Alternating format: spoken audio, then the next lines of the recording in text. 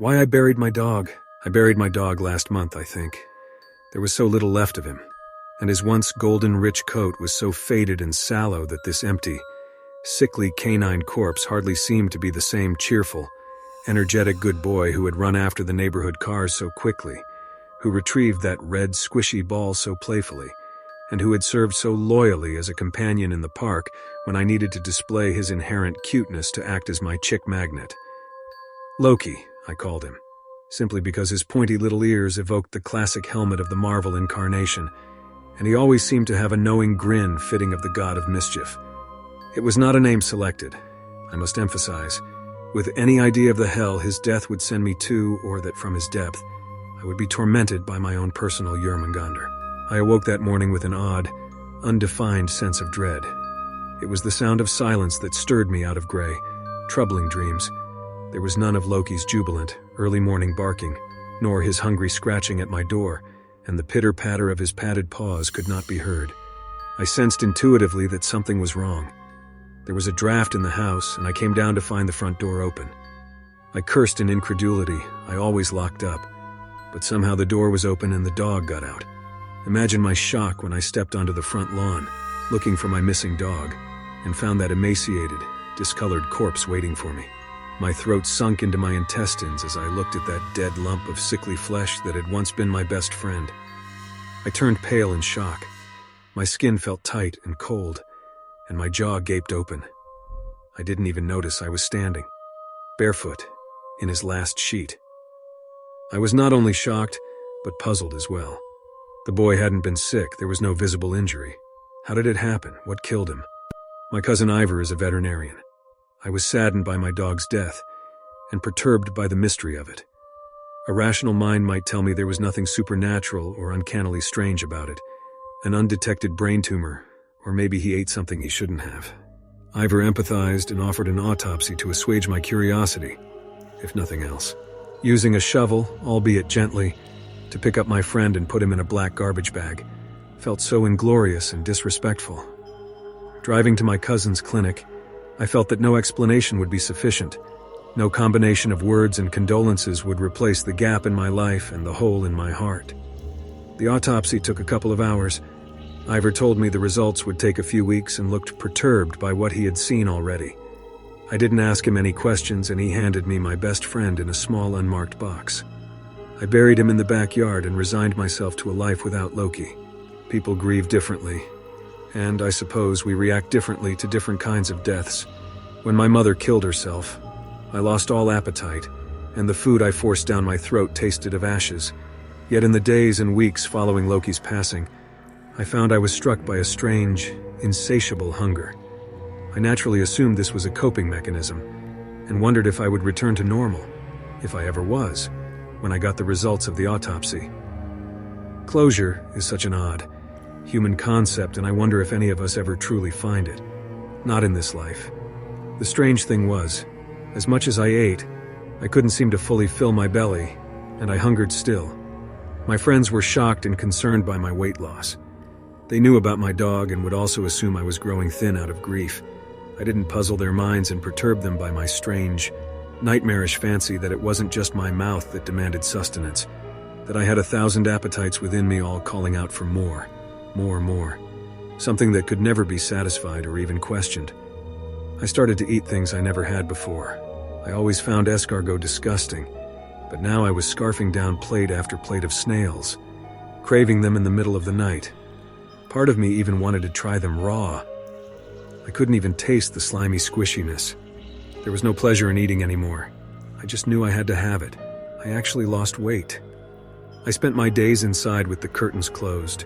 I avoided the sun and often let the phone ring and ring until my friends left messages I deleted without listening. Sleep was slow in coming and filled with unsettling dreams I forgot by the time I fully regained consciousness. Sometimes I was awakened by nothing less than the rumbling of my own empty stomach, demanding that I go to the kitchen for a bowl of cottage cheese, week-old pizza from the freezer, that bruised apple that looked a day from spoiling, or yes, more of those awful snails. It didn't matter. Nothing tasted like anything, and nothing could fulfill me. My bowel movements were prolonged and painful. I would instantly flush, because I didn't want to know if there was blood in my stool. My skin was pale and pasty. There were black rings under my eyes, and I didn't recognize the face in the mirror looking back. I think I was falling apart. I didn't want to go to a doctor. Nothing they could tell me would be any comfort, and there was no cure for whatever this was. There was something new in me, but what I initially thought of as a gape in my life didn't feel accurate. It had been filled, unmistakably, with something.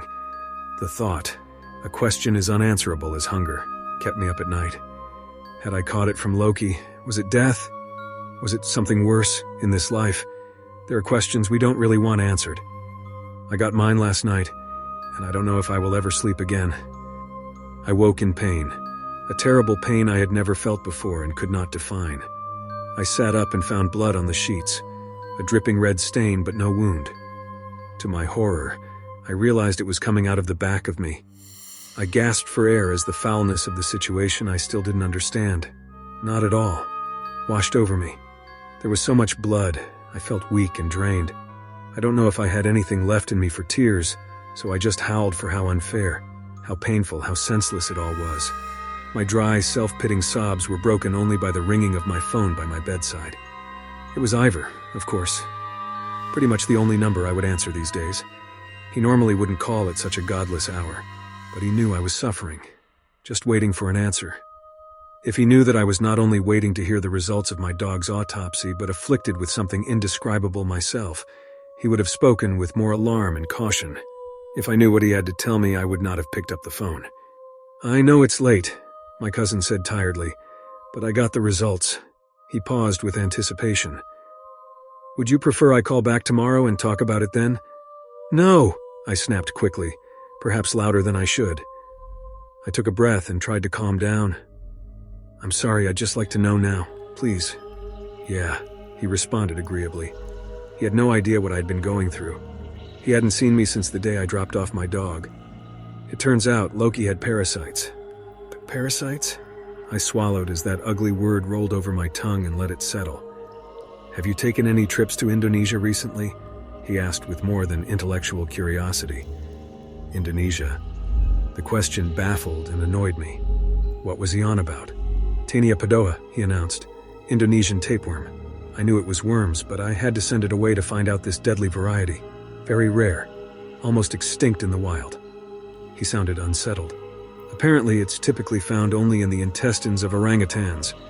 "Orangutans," I repeated dryly, rubbing the bridge of my nose. "Nearly extinct. God knows how it got in your dog." "So it's, I caught my breath as I tried to gather my thoughts. "It's bad, right?" "Haven't been many studies," he admitted, "but it does appear to be the kind of thing that drains the host. Spreads from the intestine to parts unknown. Reproduces internally, latches onto the digestive system, growing and growing while the body it's in shrinks and weakens. They even get into the brain, adjust the behavior so that the host eats what they want. Stay until there's nothing left but a dry, empty husk." I felt a chill come over me. I could barely ask this next question, but I had to know. "How?" I took a moment. "How do they spread? You have to eat the host or what?"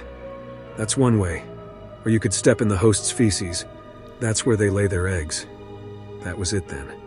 I'd forgotten all about that detail, which at the time I thought was just a gross little annoyance of a day of tragedy. I was more concerned with laying my dog to rest than washing my feet. Now I knew that one misstep I had blocked out of my memory as soon as I was clean had damned me. I dropped the phone without thanking my cousin or saying goodbye. I was so beyond such niceties now. I didn't even care that my screen cracked on the hard wooden floor. I didn't care about any of that anymore. I wanted to withdraw from this foul world. I wanted to be alone. But I wasn't. No sooner had the phone dropped than I was struck with a sharp, searing pain in my backside. It was like I was being torn apart. My insides were on fire. I ran to the restroom, even though I knew it was futile to try to drain this evil out of me. I sat there for hours, dry sobbing and hoping for some relief that wouldn't come. Then I heard it, a faint sound, coming from within myself. It started with a strange hiss, like steam escaping. Then it started to talk. "He's right, you know," came an uncanny, high-pitched voice I could only describe as inhuman. "We are inside you, and we're not going anywhere. We like it in here. crawling around, eating what you eat, draining you from within, making our home here. It's not just your intestines, we're all over. We'll be in your brain soon. You won't be able to think for yourself. You'll just be a vessel. You will waste away while we grow stronger in legion. Then I felt a squiggling come out of me. I jumped up in shock and was more disgusted than I had ever been in my life when I looked in the mirror and saw the king worm, thin and slimy, poking out to taunt me. I will never forget its beady little eyes or sharp fangs as it grinned and told me, "So eat hearty," before withdrawing back into my bowels. I don't know how much time I have left. I don't care. My thoughts are getting hazy. All I do now in my last days is eat and eat, feeding those monsters inside me. It won't be long soon. When they crawl into my brain, I hope they make me okay with it. I am their slave, but maybe my horror will fade into complacency as I'm eaten alive from within. They will leave me an empty shell like the last time I saw my dog, if it was even him anymore. Until then, I am in hell, where the worm does not die.